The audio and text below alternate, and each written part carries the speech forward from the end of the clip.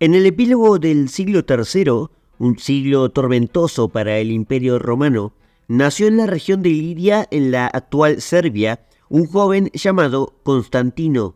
Su vida parecía no estar destinada a la gloria en un principio, pero el destino lo puso en un lugar inesperado cuando su padre, Constancio Cloro, obtuvo el título de César de las Galias en la tetrarquía del emperador Diocleciano. El grado de César implicaba que Constancio estaba destinado a ser Augusto, y fue eso exactamente lo que ocurrió en el año 305. Sin embargo, Constancio I no pudo disfrutar mucho del poder, ya que al año siguiente murió mientras combatía en la frontera de Inglaterra contra los bárbaros. En las filas de Constancio estaba justamente su hijo, Constantino, que tras la muerte de su padre no dudó ni un segundo en reclamar la herencia. En la ciudad de Eboracum, en la actual York, y con el apoyo de sus ejércitos, Constantino se autoproclamó Augusto el 25 de julio del año 306. El acontecimiento desafiaba tanto a la tetrarquía como a sus otros 4 competidores al trono, que también reclamaban ser Augusto Maximus. Acababa de iniciar la carrera por la unificación del imperio en una sola cabeza. Hoy en Historiópolis vamos a conocer la historia del ascenso de Constantino y sus 18 años de guerra civil, hasta el triunfo definitivo en el 324.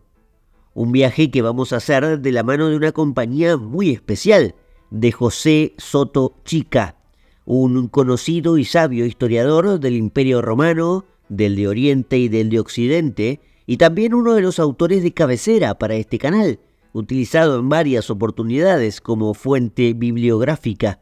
Nadie mejor que él para contar la historia de Constantino, el emperador que significó un antes y un después en la vida del cristianismo, en la vida de Bizancio y en la vida de la propia Roma.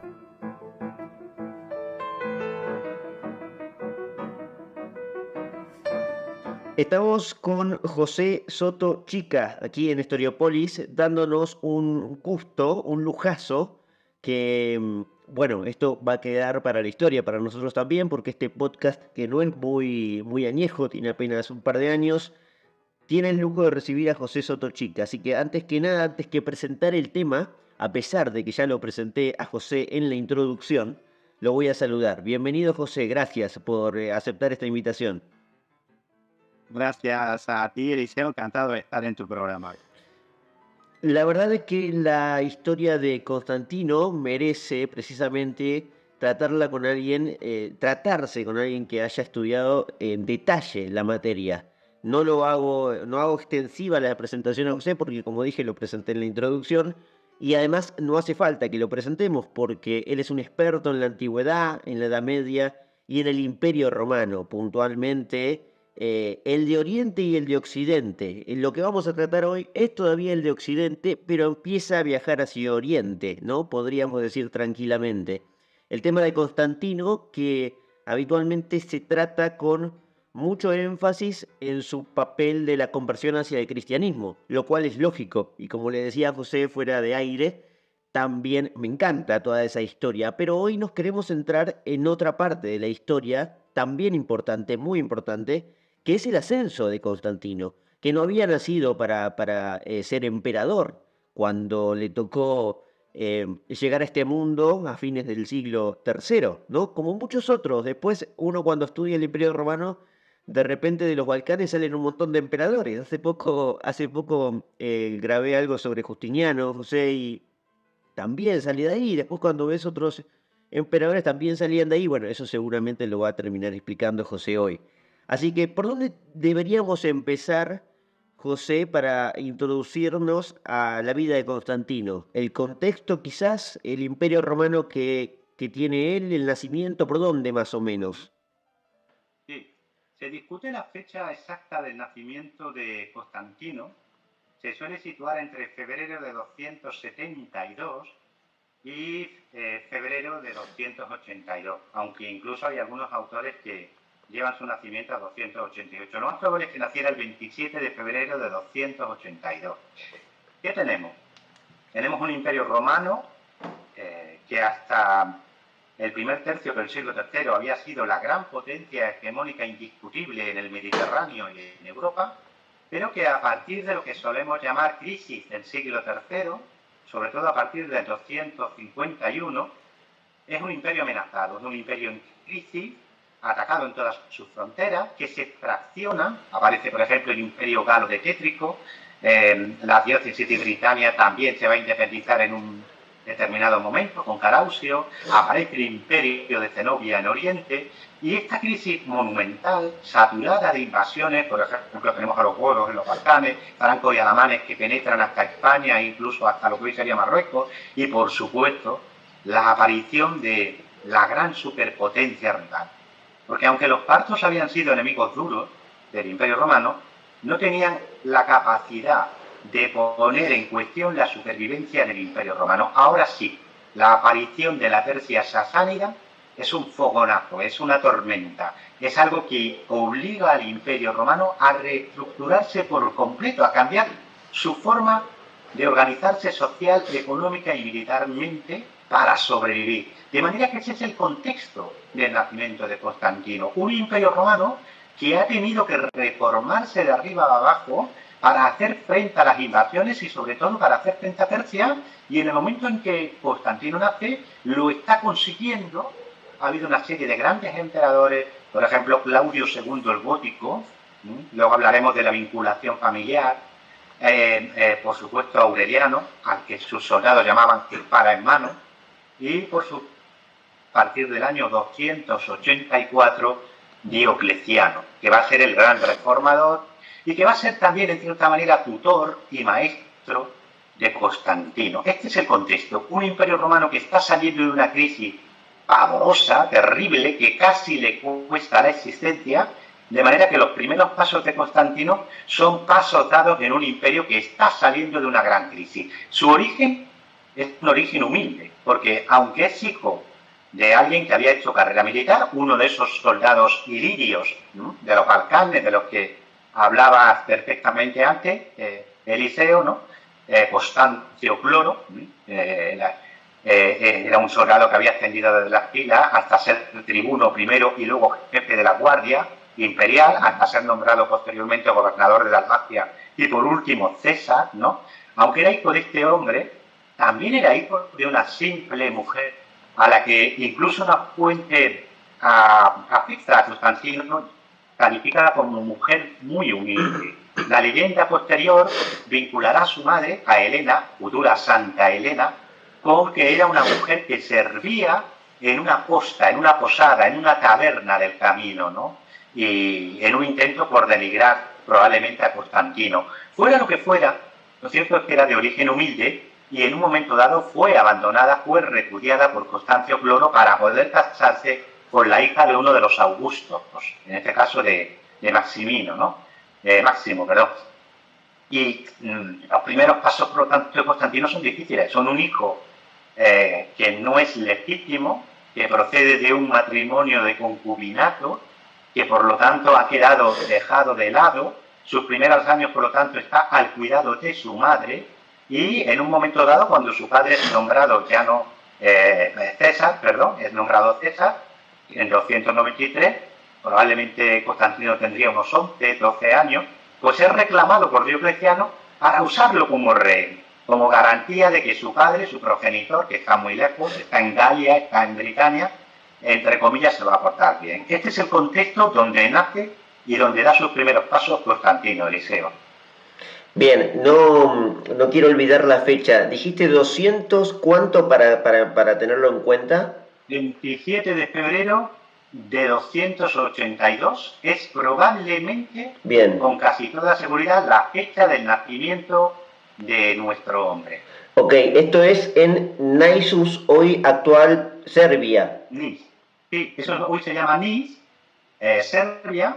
La mayoría de los emperadores entre 235 y 582 van a ser de origen balcánico. Sí, tremendo. Porque es la zona que va a proporcionar la mayor parte de los soldados y por lo tanto de donde van a salir la mayor parte de los generales, y en un periodo agitado, donde la guerra lo decide todo, pues era lógico que fueran ellos los que proporcionaran la mayor parte de los augustos de los emperadores. Acabas de dar, obviamente, muchos acontecimientos, muchos hechos para orientarnos en el contexto. Hay uno que no mencionaste, pero lo estás deslizando poco a poco. Hablaste de Diocleciano, que es la tetrarquía, ¿no? Este es una reforma que ahora vas a explicar con más detalle, pero ese contexto en el cual el imperio sale de una crisis y se enfrenta a una potencia que se renovó, que son los persas sasánidas, encuentra a Constantino como hijo de un padre que está ascendiendo en la escala militar dentro de este modelo que se llama tetrarquía. Pero, como bien aclarás, él está en la corte de Diocleciano, que es en Nicomedia, está, digamos, en Oriente, Constantino. Está en las tropas de Diocleciano, porque, como decías, quería tener vigilado a Constancio Cloro.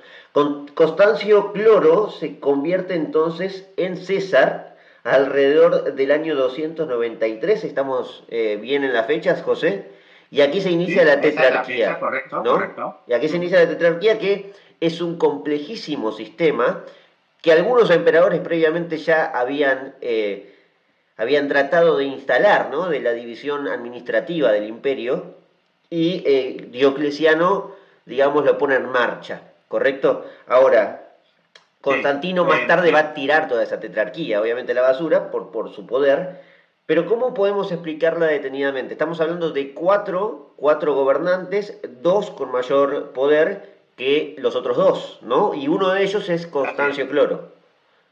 Sí, vamos a ver, es un sistema, tenemos un imperio muy grande. Estamos hablando de un imperio que tiene 4 millones de kilómetros cuadrados. Para que se hagan una idea, esto sería aproximadamente lo que hoy es Argentina, Paraguay, Uruguay y Chile. Aproximadamente eso es el Imperio Romano en este momento, con 60 millones de habitantes. Es un imperio muy difícil de gobernar porque tenemos que pensar en términos del siglo III. ¿Qué se tardaba en cruzar el imperio? ¿Qué tardaba, por ejemplo, incluso contando con costas para renovar los caballos o contando con capacidad de viaje surtida por el imperio, desde lo que hoy sería la costa atlántica de Portugal hasta la frontera con Persia? Un viajero podía tardar fácilmente 60 días. Hoy en ningún lugar de la Tierra nos queda más de 18 días. Para que os hagáis una idea, es decir, era muy complejo gobernar el imperio, precisamente porque su tamaño imponía una serie de gobernantes. Es decir, tú estabas en Nicomedia, como estaba Diocleciano, había un problema en la frontera, por ejemplo, de Britania, norte de Inglaterra de hoy día, y podías tardar 2 meses en enterarte. Claro, la solución a la crisis del siglo III, Diocleciano la piensa en estos términos. Hace falta dividir, no el imperio no se divide, dividir el gobierno del imperio para atender a todas las fronteras, a todos los problemas básicamente militares. Por lo tanto, se crea un sistema que también garantiza la estabilidad interna, porque hasta ese momento uno de los problemas era la usurpación. Generales ambiciosos que en un momento dado deponían al emperador, lo asesinaban, daban un golpe de estado, de manera que Diocleciano piensa en: voy a organizar un sistema de elección de los mejores, y también de sucesión ordenada en el poder. Primero eres nombrado César, si te lo mereces, y puedes estar tranquilo, no tienes que alzarte contra mí, porque llegará el momento en que tú seas elevado a la condición de Augusto. Al principio él mismo, cuando es nombrado emperador, elige a un compañero, a un general, máximo, los dos son Augustos, y posteriormente eligen a 2 Césares, que van a ser Constancio y Galerio. Esto es muy complejo, y lo complejo no suele funcionar. Cuando Diocleciano abdica, lo hace en 305, se suponía que iba a haber una sucesión ordenada. Constancio Cloro y Galerio fueron ascendidos a la condición de César.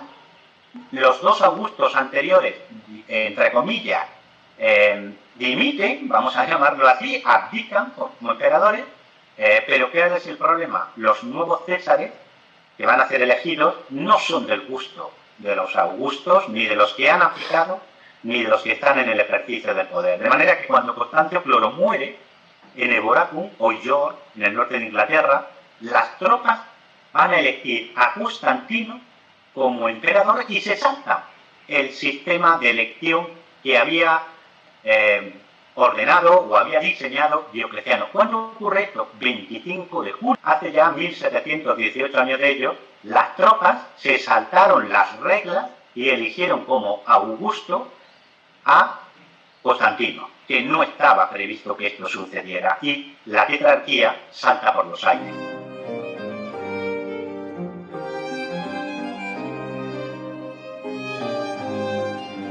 Claro, porque Constantino era el hijo de Constancio Cloro y obviamente un padre quería que su hijo esté cerca del poder.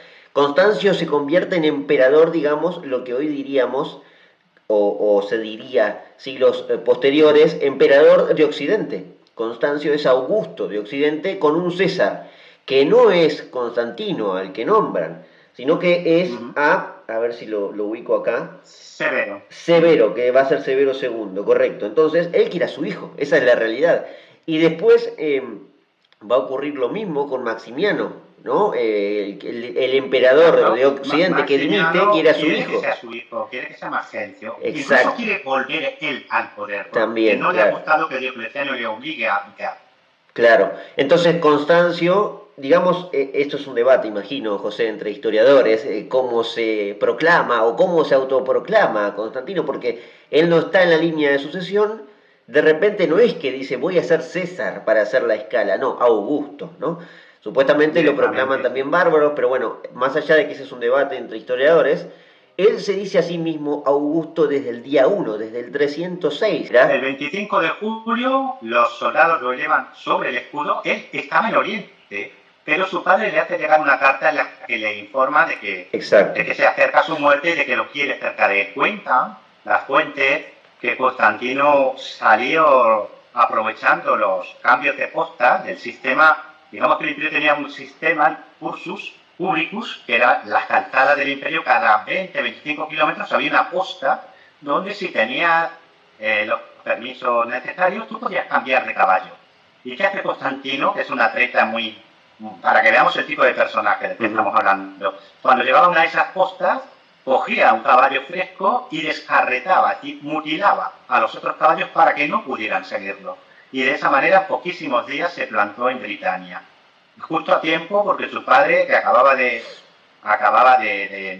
comentar lo que lo iba a llevar a la muerte, la enfermedad que lo iba a llevar a la muerte, pues expira y las tropas lo nombran emperador directamente, se saltan todas las normas. Y esto es en York, esto es un dato no menor, porque uno dice, ¿cómo en York? En Inglaterra. Por cierto, hoy una de las estatuas más famosas de Constantino está allí, y la vamos a ver en foto ahora, pero porque, claro, porque se proclamó, se autoproclamó allí, por las tropas. Ahora, la autoestima, ¿no?, de este hombre que de repente dice, soy Augusto, y no espero que me digan que no.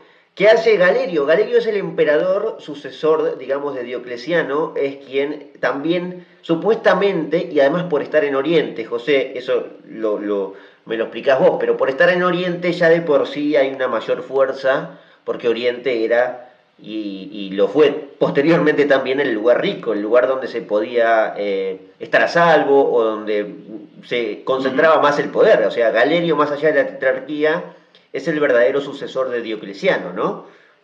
Efectivamente, tenemos a Galerio en Oriente, que es el verdadero sucesor de Diocleciano, que había conseguido una serie de victorias sobre los persas, tenía por lo tanto también prestigio militar, y la usurpación, porque no deja de ser una usurpación de Constantino, desbarata el sistema, lo pone en solfa.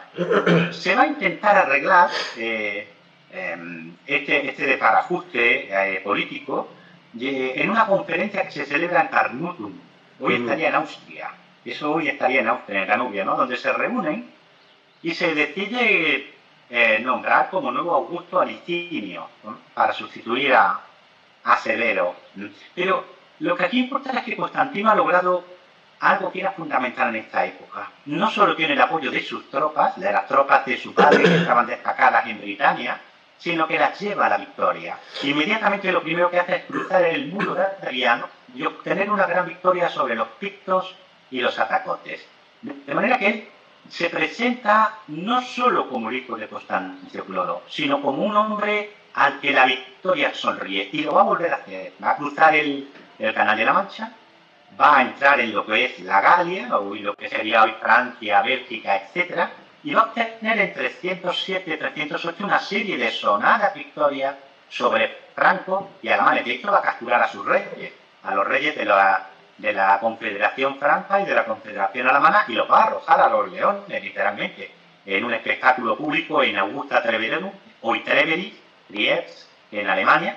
De manera que estamos hablando de un hombre al que los soldados adoran y al que el pueblo de Occidente va a seguir porque le está trayendo seguridad frente a los bárbaros y victoria. De manera que aunque se reúnan en Carnuntum para no concederle el augustado que está pidiendo, él se está labrando un camino que lo lleva directamente a eso, a ser considerado augusto, le pese a quien le pese. Claro, Galerio está viendo que hay un muchacho en Occidente que está, digamos, creyéndosela demasiado y llegan a este acuerdo en Carnunto, que mencionás muy bien, 310, año 310. Ahora, ¿quién es Licinio? Que va a ser el futuro gran rival de Constantino, pero no en este momento porque están llegando a un acuerdo. ¿Quién es Licinio que nombra a Galerio? Sí, ahora mismo tenemos un problema en Occidente porque tenemos por un lado el regreso de Máximo, padre de Magencio. Tenemos a Magencio, que también se ha proclamado augusto en Roma, que controla Italia. Y tenemos, por supuesto, en Oriente a Galerio, que sí ha conseguido más o menos ordenar las cosas. Tiene a su lado a Licinio, que era un antiguo compañero suyo de tienda, cuando ambos eran soldados. Ajá. Y tienen también a Maximino Daria. ¿Cómo se va a resolver esta situación tan compleja en la que tantos aspiran a controlar el imperio? Cinco, ¿no, José? Tenemos, perdón, acá tenemos 310 aproximadamente, cinco tipos que dicen ser augustos, es decir, emperadores máximos del Imperio Romano, para que se entienda el problema, ¿no? Es muy complejo, pero se va a resolver como se resolvían las cosas en este momento, que era manu militari, porque Constantino va a cruzar los Alpes, se le había reconocido como César de Occidente, de la prefectura de la Galia, hoy lo que sería a grosso modo la península ibérica, España, Portugal, Francia, Inglaterra, etcétera, ¿no? Pero él no se conforma, y en 312 invade Italia, va directamente contra Magencio, aquí es donde se produce el famoso portento, visión de Constantino, ¿no? Él va a contar que se le aparece en sueños una voz y un signo señalándole con este signo vencerás, que es el crismón, el monograma de Cristo. Lo vamos a ver representado desde el año 314. Él lo va a colocar en su yelmo de batalla, en el casco que lucía en la batalla, y va a hacer que sus soldados sustituyan en los escudos, los emblemas que hasta entonces llevaban por el crismón, ¿no? Por ese monograma de Cristo, ¿no? Lo cierto es que el 28 de octubre del año 312, en el puente Emilio, va a obtener una victoria decisiva contra Magencio. Magencio va a morir en la batalla, se va a ahogar en el río Tíber, y de hecho, fíjate qué bonito Eliseo, que no hace muchos años se encontró en el foro de Roma las insignias imperiales de Magencio, el cetro que portaba, cetro precioso, con cabeza de marfil, con cabeza de amatista, y otra serie de objetos de poder, de prestigio que lució Magencio, ¿no? Y que sus soldados escondieron para que no fueran capturados por Constantino. Ese día, Constantino ya no hace lo que hacía un Augusto romano cuando había obtenido la victoria, que era pintarse el rostro de rojo, los brazos de rojo, ¿no? Porque es Augusto, pero también es Júpiter, óptimo máximo, no hace los sacrificios rituales, él ya es cristiano, ¿no? A veces dice, pero bueno, pero es que solo se bautizó el día de su muerte, claro, como todos los cristianos entonces, porque no había, digamos que no había el sacramento del perdón, solo el bautismo te libraba del pecado, de manera que la gente esperaba a estar muy malita o a ser anciana antes de bautizarse, porque como no obtenías el sacramento del perdón, pues era mejor no precipitarte en el bautismo, pero eso no implicaba que no fueras cristiano, ¿no? Constantino ya se siente cristiano, su madre, Helena, era cristiana, y él parece que en 312 ya tenía decidido que el cristianismo iba a ser el pegamento que necesitaba el Imperio Romano. Ha ganado la guerra y ya es dueño de todo Occidente.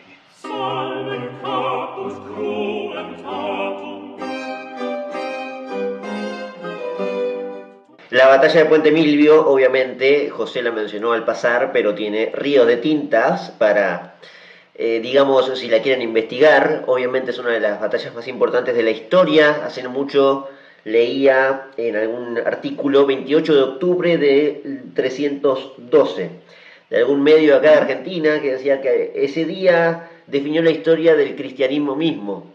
Yo creo que es un poco apresurado o un poco ambicioso decir que un solo día, ¿no?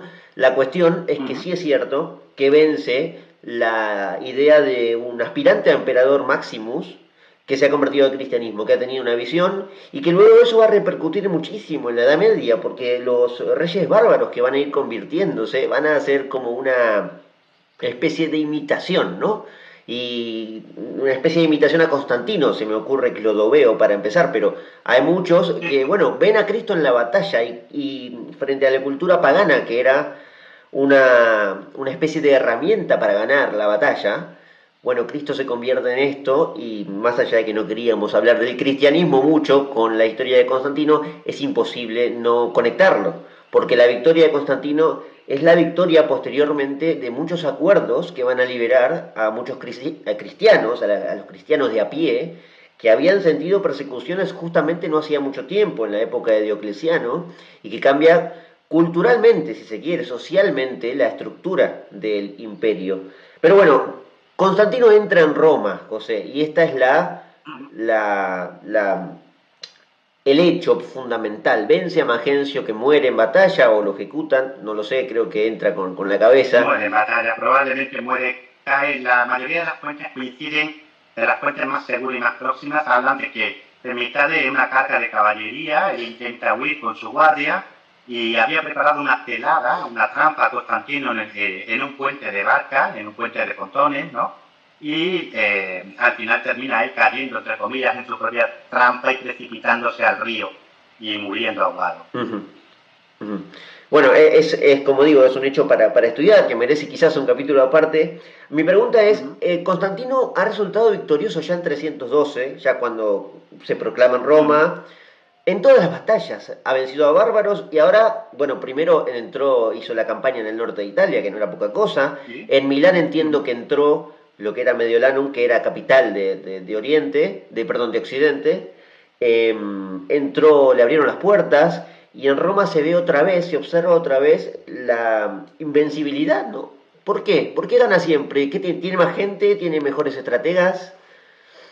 Sí, en primer lugar estamos hablando de uno de los genios de la guerra de la antigüedad. Constantino, como tú decías antes de Eliseo, digamos que es víctima de su propio gran éxito. El principal éxito de Constantino es el cristianismo. Cristianismo que se va a convertir en la religión oficial del Imperio Romano y a través de él, del Occidente y del Oriente, ¿no?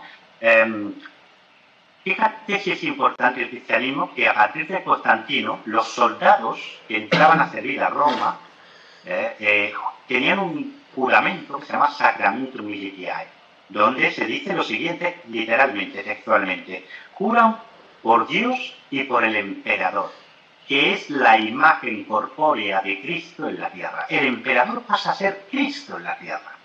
Por lo tanto, rebelarte contra el emperador es rebelarte contra Cristo. Nosotros tenemos una visión del cristianismo medieval, en la que el Papa es el jefe de la Iglesia, es la cabeza de la Iglesia. Pero esto solo es muy, muy posterior cuando ocurre.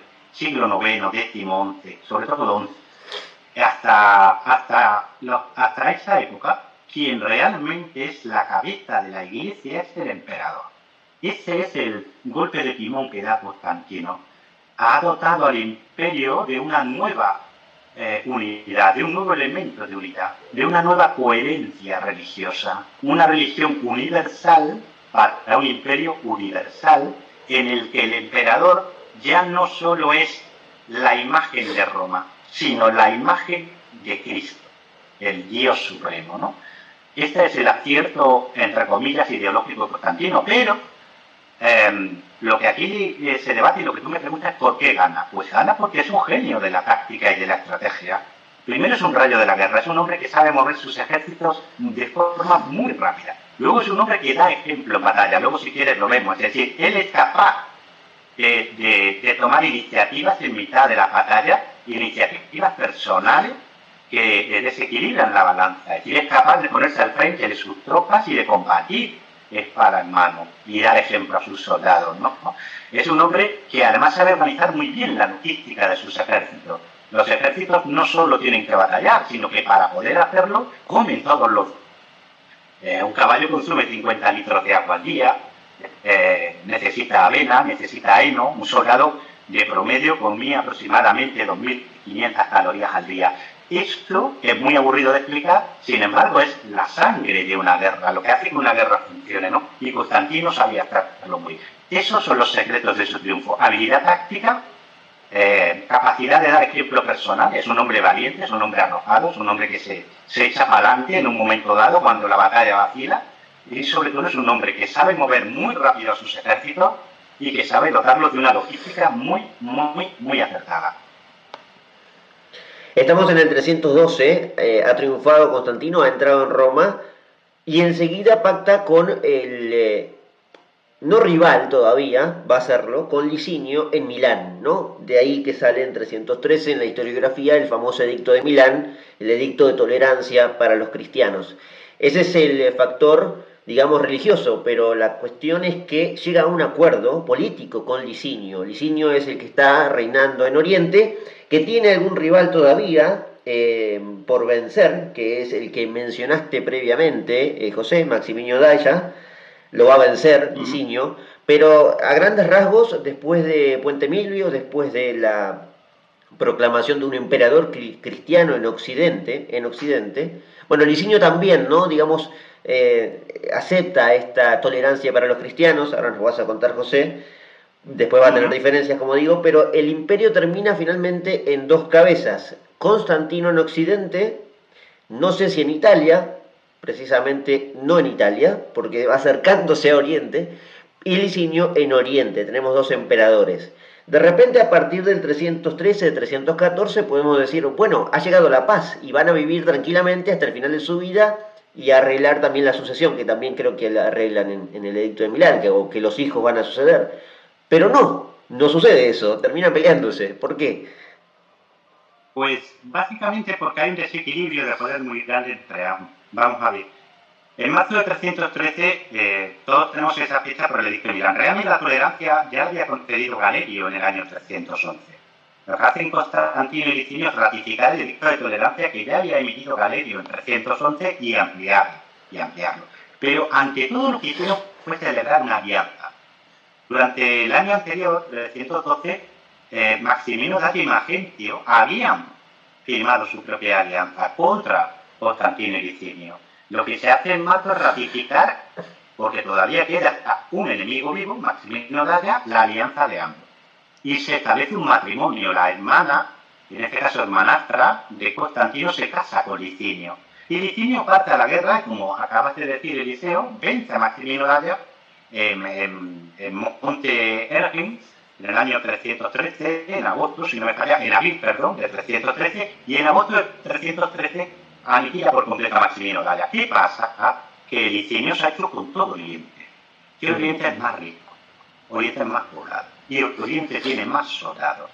De manera que tenemos a dos hombres valientes entre sí, aliados entre sí, pero que se miran con desconfianza porque no están igualados en poder. Licinio tiene mucho más poder militar, económico, que el que tiene Constantino. Y ambos saben que en el competitivo mundo de la tetrarquía, del que ambos venían, tener más poder que otro implicaba que antes o después ibas a acabar con él. Constantino sabe que cuanto más tiempo pase en paz, más tiempo tendrá Licinio de hacer mayor todavía su superioridad. Y no quiere. Por eso desde 314 está buscando una guerra, está provocando a Licinio, está intentando que Licinio pierda los papeles y declare la guerra, porque hay opinión pública. En el Imperio Romano ya hay opinión pública, ya importa lo que piensa la gente, y él no quiere ser el que cause una nueva guerra civil, quiere que sea Licinio. Al final Licinio caerá en la trampa. A comienzos de 316 manda destruir las estatuas de Constantino en Emona, hoy Ljubljana, la capital de Eslovenia, y eso ya es el casus belli que está buscando Constantino. Básicamente quiere la guerra porque considera que Licinio es demasiado poderoso y que no le conviene que ese poder se haga más grande. Quiere un nuevo reparto del imperio.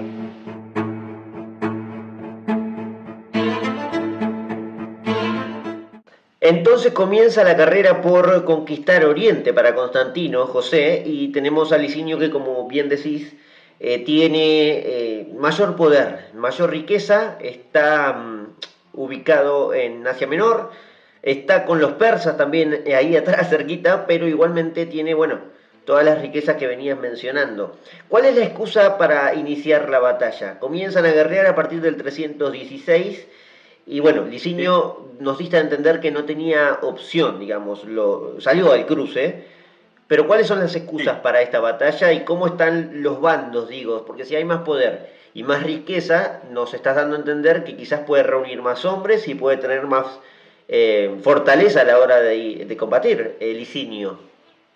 Efectivamente, Licinio confía en su mayor capacidad porque dispone de más soldados y dispone de más recursos. Él busca la guerra también, ¿no? Es decir, Constantino destruye sus estatuas, lo cual era una ofensa y una señal de que no reconocía ya la autoridad legítima de Constantino en Occidente, ¿no? El propio Constantino había hecho lo propio, ¿vale? Es decir, los dos han ido a la guerra civil porque los dos saben que solo puede quedar uno. Antes o después va a haber una guerra civil. Constantino la busca porque considera que cuanto más tiempo tenga Licinio, peor para él, porque Licinio tiene más poder. Y Licinio, una vez que consolida su dominio, pues confía en sus mayores posibilidades. ¿Qué ocurre? Lo que siempre ocurre con Constantino, que Constantino es muy rápido. Licinio controla todos los Balcanes, desde los Alpes, la frontera con Italia, lo que hoy sería Eslovenia, hasta Bulgaria, y controla todo Oriente, desde Egipto a Asia Menor, pasando por Siria. Moviliza un ejército mucho mayor. Estaba en Sirmium. Licinio estaba en Sirmium, que hoy es la actual Rinka Mitrovica. Eso está hoy en Serbia, muy cerquita de la frontera con Croacia. Y Constantino se mueve muy rápido. Nadie esperaba que se moviera tan rápido. Gana una serie de combates iniciales en lo que hoy sería Eslovenia y Croacia y penetra hasta un lugar en el que se va a librar la primera gran batalla de esta guerra civil, que es la batalla de Cibalae. Cibalae. Hoy estaría en la zona de Serbia-Bosnia. Licinio cuenta con muchos más hombres y además ha elegido el terreno, el campo de batalla. Ha elegido un terreno muy propicio donde puede disponer a su infantería mucho más numerosa que la de Constantino, en una colina con una ciudad fortificada detrás que le guarda las espaldas, y sitúa su caballería en la sala. Y además Constantino, entre el ejército de Licinio y su propia posición, tiene un pantano y un bosque que le obligan a avanzar por un sitio muy estrecho, de manera que cuando salga del pantano y del bosque se va a encontrar a las tropas de Licinio esperándolo y lo van a machacar. Problema que tiene Licinio, que Constantino vuelve a sorprender. Cuando esperaba que Constantino fuera prudente y dejara pasar unos días buscando algún tipo de solución o negociada o rodear a Licinio para no dar batalla en un lugar tan desfavorable, no. Constantino se lanza hacia adelante, sorprende a la vanguardia de Licinio, sale del bosque y del pantano antes de que Licinio pueda impedirlo, forma su propio ejército, desborda con su caballería las alas de Licinio y obliga a Licinio a huir y a dejar a su infantería sola. Es una batalla muy dura, hay muchos miles de muertos, pero al final Constantino la gana. Licinio huye hasta Sirmium. Allí tiene que proclamar a un general, a Valente, para que le sirva de coemperador, porque su ejército está muy descontento, no entienden lo que ha pasado, no entiende por qué ha huido, y Constantino, que es un guerrero muy audaz, no le da tregua, sigue persiguiéndolo, y vamos a llegar de esta manera a la batalla de Campus Argensis, que eso ya estaría en lo que hoy es Bulgaria, para que te hagas una idea. Y allí va a haber también una batalla durísima entre ambos, la va a ganar Constantino, pero el Licinio va a ser hábil y cuando creía Constantino que Licinio huía en dirección a Bizancio, Licinio lo rodea y le corta la línea de suministros. De manera que al final hay una suerte de empate, de situación de tabla, y van a llegar ambos a un acuerdo, a una paz, marzo de 317, por la cual Valente, ese emperador efímero que había nombrado Licinio, es asesinado, es depuesto y asesinado. Licinio y Constantino se reconocen de nuevo como Augustos, pero se reordena el espacio. Para Constantino ahora queda toda Iliria, todo lo que sería Eslovenia, Croacia, Bosnia, Serbia, Macedonia del Norte, Albania, Montenegro y Grecia, todo eso queda para Constantino. Y el resto, la diócesis de Tracia, hoy básicamente Bulgaria, Asia Menor, Siria, Palestina y Egipto, para Licinio. Y los hijos de ambos son reconocidos como césares. Ese es el acuerdo. Como vemos, que es de lo que te decía antes, Eliseo, hay una reordenación del poder y del espacio. Licinio sigue controlando las zonas más ricas de Oriente, pero ha cedido Iliria a Constantino. Y recuerda lo que te decía sobre Iliria, que era el lugar de donde procedían la mayor parte de los soldados de los ejércitos romanos de este periodo. Eso es lo que estaba buscando Constantino. Bien, entonces tenemos una nueva frontera entre ambos, frontera administrativa, el imperio es el mismo, pero hay una disputa y Constantino tiene más posesiones. Instala su corte, Constantino puede ser en Sérdica, o lo que sería hoy actual Sofía. Estamos hablando de que está a las puertas, a kilómetros del Bósforo, es decir, lo tiene casi cercado. No es que esté cercado, porque Licinio todavía reunía muchas posesiones, quiero decir. Pero es así como se reestructura el imperio, con Constantino todavía mirando hacia Oriente. Sí, él instala su capital en Tesalónica, va a estar en Tesalónica, norte de la actual Grecia. Okay. Sérdica todavía pertenece a Licinio, Sérdica es la actual Sofía, capital de Bulgaria. Exacto. Estos años 316, 324 los van a aprovechar ambos para tratar de consolidarse, porque ambos saben que va a haber una nueva guerra civil. Ajá, ahí está, ese es el punto crucial, digo. O sea, están, fue una tregua, porque la guerra iba a continuar. Ahora, perdón, José, porque me olvidé de preguntarte. Acá no dimos números, pero estamos hablando de muchos muertos. Esta guerra, quizás de algunos años en los Balcanes, esta carrera, ¿cuánto llevó? Estamos hablando de decenas de miles de muertos en poco tiempo en esta guerra. En Cibalay, por ejemplo, Licinio va a encajar 30.000 muertos en sus tropas. Esto es mucho para la época, ¿no? Que tengamos esto. Mucha gente, sí, en un solo día, imagínate lo que es eso. Date cuenta que nosotros estamos hablando ahora de la guerra de Ucrania, es una guerra moderna, ¿verdad? Y estamos hablando de una guerra que lleva ya 2 años largos y se está hablando de que han muerto en torno a 100.000 soldados rusos y quizás 70.000 soldados ucranianos, pero 2 años de batallas y de combates con armas modernas. Aquí estamos hablando de que en un solo día, en Cibalae, entre los muertos de Constantino y los muertos de Licinio, probablemente en torno a 50.000 en un solo día. Y en Campus Ardiensis probablemente hubo unas bajas similares. Es decir, que en solo 2 batallas hubo tantos muertos como los que ha tenido el ejército ruso en 2 años y pico de guerra en Ucrania. Bueno, nos preparamos entonces para las últimas batallas entre Constantino y Licinio, que como marca la tendencia, Constantino parece tener precisamente un dios aparte, o un dios en sus propias filas, ¿no?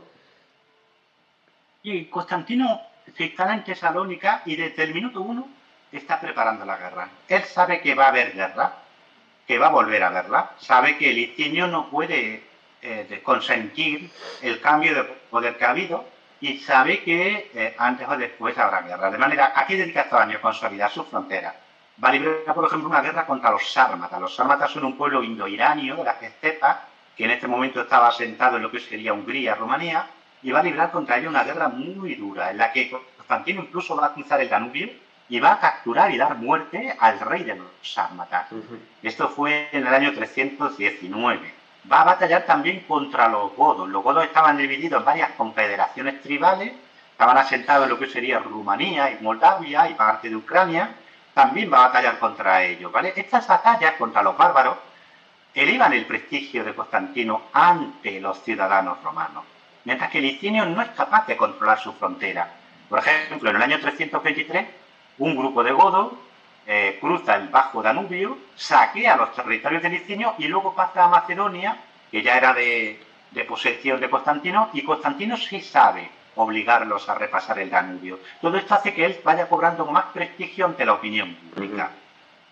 Por último, en 324 estalla la guerra que todos estaban esperando. Constantino había preparado una gran flota en Tesalónica, había reclutado más hombres y, por supuesto, tenía sus fronteras ya seguras. Mientras que Licinio se había dedicado a una auténtica caza de brujas. Sospechaba de que oficiales y altos funcionarios de su corte y de su ejército querían traicionarlo y se volvió contra los cristianos porque consideraban que eran quintacolumnistas a favor de Constantino. De manera que mientras que Constantino está consolidando su retaguardia, Licinio se está enredando en una serie de persecuciones y de luchas intestinas que solo hacían que se debilitara su parte del imperio, entre comillas, ¿no?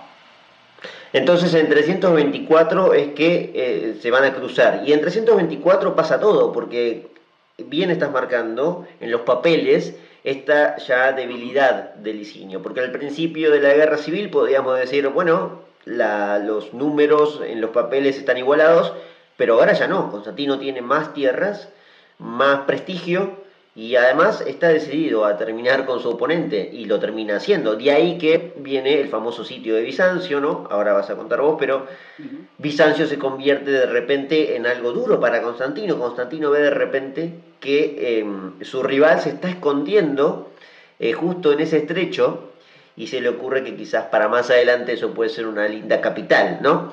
Pero Licinio pierde igual, a pesar de esconderse en Bizancio y después al otro lado del Bósforo. Pero ahora, de vuelta, estamos igualmente con tropas relativamente igualadas. Hay una batalla naval ahora, ¿no, José? Donde de repente mencionaste una flota. Aparece la cuestión de la flota, porque es crucial al final. Sí, ahora vamos a tener tres batallas. Bien. Tres batallas. Dos marítimas y una terrestre muy dura. Fíjate que pese a haber perdido territorio, haber perdido Iliria, Licinio va a seguir contando con cierta superioridad numérica, tanto en tierra como en mar, porque los recursos de Oriente son muy vastos, ¿no? Primera batalla, va a ser una gran batalla terrestre, batalla de Adrianópolis. No es la que todo el mundo tiene en la cabeza, donde los bárbaros vencieron a los romanos, ¿vale? La primera. Es la batalla de Adrianópolis que se libra en el verano de 324 y va a ser una batalla en la que Licinio tiene superioridad numérica, tiene una posición muy fuerte, controla los pasos del río Ebro, el río Ebro no el de España, sino el que hoy hace frontera entre Grecia y Turquía, ¿vale? Y Constantino lo tiene muy complicado porque aparentemente es muy difícil atacar la posición de Licinio al otro lado del río Ebro, muy ancho, situado sus legiones en colina. Y aquí es lo que te decía Eliseo, es Constantino quien arriesga su vida y se lanza a cruzar el Ebro al frente de un pequeño grupo de caballería, consolida una posición al otro lado del río y poco a poco sus tropas van cruzando y van desbordando la línea y las posiciones de Licinio y obtiene una gran victoria. Licinio tiene que huir a uña de caballo hasta Bizancio, a unos 230 kilómetros. Bizancio está en el Bósforo, en el estrecho que separa Europa de Asia y el Mediterráneo del Mar Negro, ¿no? Del Mar Magma. Bien, es un asedio muy duro. Bizancio era una ciudad muy fuerte, a Constantino le va a costar mucho, y mientras tanto Licinio, que está reuniendo nuevos ejércitos, sobre todo confía en su flota. Su flota, que es una flota de trirremes, de barcos de remos de 3 órdenes de remos, de 3 pisos de remos, mientras que en el caso de Constantino la flota la comanda su hijo, Crispo, que apenas sí tiene 20 años, es un joven, pero es un joven que como su padre tiene una iniciativa militar brillante, ¿no? Y, por ejemplo, su flota son ligurnas, son barcos de una sola fila de remos, más pequeños, más ligeros, más rápidos. Hay una primera batalla naval en el Helesponto, el primer estrecho que separa el Egeo del Mar de Mármara, donde antaño estuvo Troya, y hay una segunda y gran batalla frente ya a Constantinopla, lo que fue más tarde Constantinopla, ¿de acuerdo? Y también hay una última batalla terrestre, Crisópolis. Constantino toma Bizancio, con ayuda de la flota de su hijo Crispo, que ya ha obtenido la victoria completa sobre la flota de Licinio, desembarca en Asia y vence a Licinio, pese a que a Licinio también contaba con mercenarios godos. Al principio perdona a Licinio, lo convierte en un ciudadano privado, lo rodea de guardias, lo envía a Tesalónica, pero no lo ejecuta porque no deja de ser su yerno, está casado con su hermano, ¿no? Con su hermana. pero ya solo hay un emperador. Y tú me decías, ¿Bizancio va a ser especial para Constantino? Por supuesto. Él se ha dado cuenta de que hay un cambio en el Imperio Romano, de que la fortaleza económica está en Oriente y de que en Oriente están los principales problemas. ¿Cuáles son esos problemas? El Danubio, donde están los godos y los sármatas, y la frontera con Persia. Por lo tanto, el emperador, si debe de haber un solo emperador, y él tiene claro de que solo va a haber un emperador, él tiene que estar cerca de los grandes problemas y tiene que estar donde está la riqueza. Hay que buscar una nueva capital en Oriente. Y él se ha dado cuenta de que Bizancio es ideal, porque es el cruce de caminos perfecto entre el Danubio y Persia. Y es también un lugar muy adecuado para centralizar, entre comillas, la riqueza de Oriente en un solo punto. Y así vamos a tener dos hechos fundamentales: la fundación de Constantinopla sobre la antigua Bizancio y el primer concilio ecuménico. Sí, el de Nicea. Esto es primero, el de Nicea entre 325 y bueno, la fundación de Constantinopla en el 330, que después se siguió adornando de cada vez más estructura e infraestructura especial, ¿no? Y ya infraestructura cristiana, importante también la cuestión porque al final el emperador que había triunfado, que como contamos con José, fue Constantino. Eh, ya que mencionaste, José, lo de Bizancio, nosotros hicimos un capítulo hace poco tratando de llevar temas de Bizancio, porque en habla hispana hay muy poco, y como vos sabrás y lo has dicho creo varias veces, hay poco, se sabe poco sobre estos temas, y cuando se lo tocan con algunos mitos que quizás quedaron, no sé, de hace un tiempo y se repiten, ¿no? Y tenemos un capítulo sobre el origen de Bizancio, donde recorremos muy rápido, en menos de una hora, como hacemos aquí en Historiopolis, los más de 700 años de Bizancio, o sea, Bizancio antes de ser Constantinopla, que es una historia fascinante, ¿no? Es sumergirnos en la antigüedad, y como bien decís, se culmina con Constantinopla, la ciudad de Constantino, por eso hoy nuestro personaje también está recontravinculado a esta historia. Pero no voy a promocionar solo mis capítulos, también quiero contar que si quieren saber más de estos temas, especialmente de Constantino, y digamos estos últimos siglos del Imperio Romano de Occidente, quiero decir, porque estamos ya en el siglo IV y cuando nos queremos desayunar ya estamos en una época donde los cambios son mucho más drásticos para el imperio, con la presión en el Danubio, pero después fuerte con la presión en el Rin también, ¿no? Entonces, si quieren saber más de todo esto, tienen que tener el libro como fuente, que es El Águila y los Cuervos, la caída del Imperio Romano de José Sotochica. Ahí creo que van a encontrar mucho más, ¿no, José? Además de Constantino. Sí, sí, sí, por supuesto, es una monografía que se publicó en 2022 y en la que tratamos la caída del Imperio Romano con lo que hoy sabemos, porque en obras no especializadas se siguen diciendo cosas que no son ciertas, como visualizar el siglo IV, perdón, como un siglo de decadencia, cuando no lo fue, o un siglo de apogeo a todos los niveles, económico, demográfico, militar, y donde vemos realmente cómo se produjo esa caída, qué influencia tuvieron los bárbaros, qué influencia tuvieron los problemas internos, etcétera, etcétera. ¿No? Una puesta al día y sobre todo una narración, yo creo que vibrante, apasionada de cómo fueron el siglo IV y el siglo V del Imperio Romano, sobre todo de Occidente, porque yo siempre recuerdo lo mismo. Cae el Occidente romano. El Imperio Romano sobrevive todavía 1000 años más en Oriente. Sí, y en buena Yo me hacía medida. la pregunta de qué hizo bien Oriente, porque para entender qué pasó no hay que fijarse tanto en cuáles son las causas, sino qué hizo bien Oriente Claro, para sobrevivir y qué hizo mal Occidente para no conseguirlo. claro, claro. Bueno, por eso el vínculo, ¿no? Constantino es parte ya de esa primera historia de lo que luego va a conocerse historiográficamente como Imperio Bizantino. Otro debate Sí. entre historiadores, que es cuando comienza. A mí me gusta tomar 395, división de Teodosio, pero podemos tranquilamente, si se quiere, empezar con 330 o con Constantino como personaje que entiende que Oriente merece una nueva capital única, ¿no? Y por eso se proclama como emperador.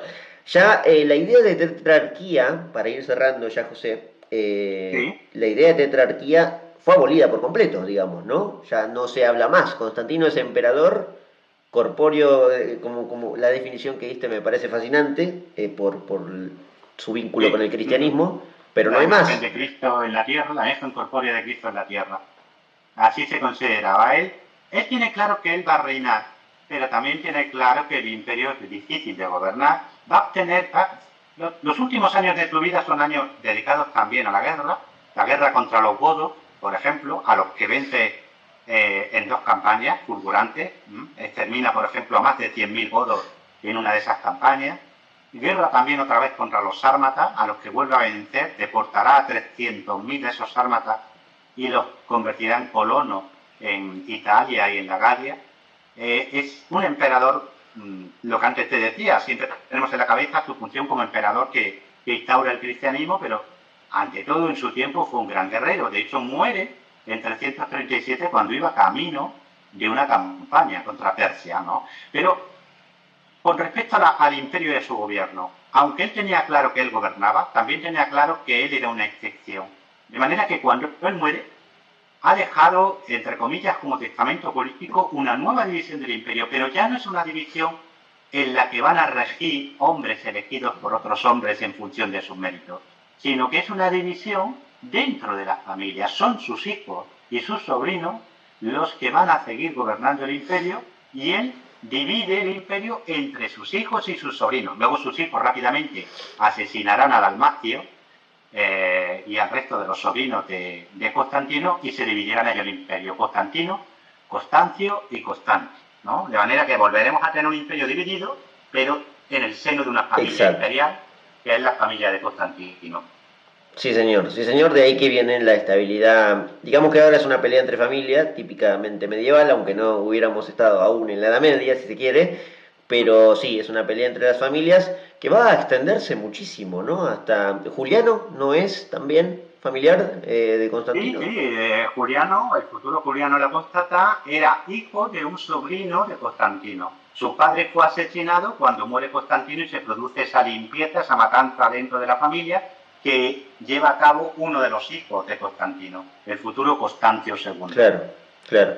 Bueno, es materia que quizás podemos tratar otro momento, José, porque como digo, después de Constantino, el cristianismo y todo eso, como bien decís, se vuelve a dividir entre la familia. De hecho, el cristianismo vuelve a tener más grietas y por eso va a necesitar constantemente nuevos concilios, con el arrianismo aún vivo y con muchas disputas. De hecho, Ujú. Juliano, ya que lo mencioné a propósito, que es un personaje fascinante, va a renegar de todo eso, ni siquiera va a considerarse cristiano. Pero bueno, esa es otra historia, José. Para cerrar también quiero comentar, todo esto lo dejo en la descripción, quiero que sepan, por favor, si quieren averiguar primero sobre este libro que mencioné, El Águila y los Cuervos, La caída del Imperio Romano, pero también los últimos dos libros de José, orientados a los visigodos, otra historia fascinante. Hace poco hicimos en Historiopolis la conversión de los visigodos, la de Recaredo, fundamental creo yo en la historia.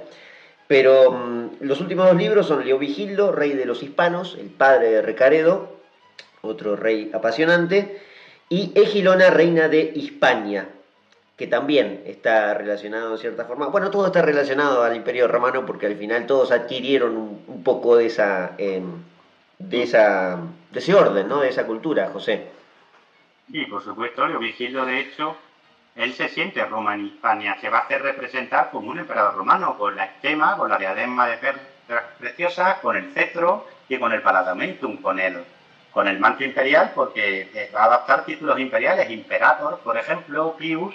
Es decir, los godos no son otra cosa que la continuación de Roma en Hispania, lo tenían muy claro. Ellos vienen a Hispania sirviendo a Roma como mercenarios, pero una vez que se convierten en un reino independiente, su modelo es Roma. Y lo iban a continuar hasta la conquista árabe. Sí, señor. José, quiero cerrar aquí agradeciéndote, por supuesto, esta participación. Hoy nos tocó Constantino, Augusto Máximos, se la creyó desde el día uno y finalmente dejó mucho para nuestra historia. Construyó en parte la historia que vendría mucho tiempo después. Así que Uh -huh. nos quedan quizás pendientes algunas cosas, por eso, si quieren saber más sobre este tema, el libro de José Soto Chica. Punto. Cómprenlo y listo. Por eso dejo la descripción para que lo compren directamente. Así que Muchas José, gracias. gracias a vos por haber estado acá y bueno, ojalá en algún otro momento nos volvamos a encontrar. Un placer, Eliseo, y a tu disposición. Muchas gracias.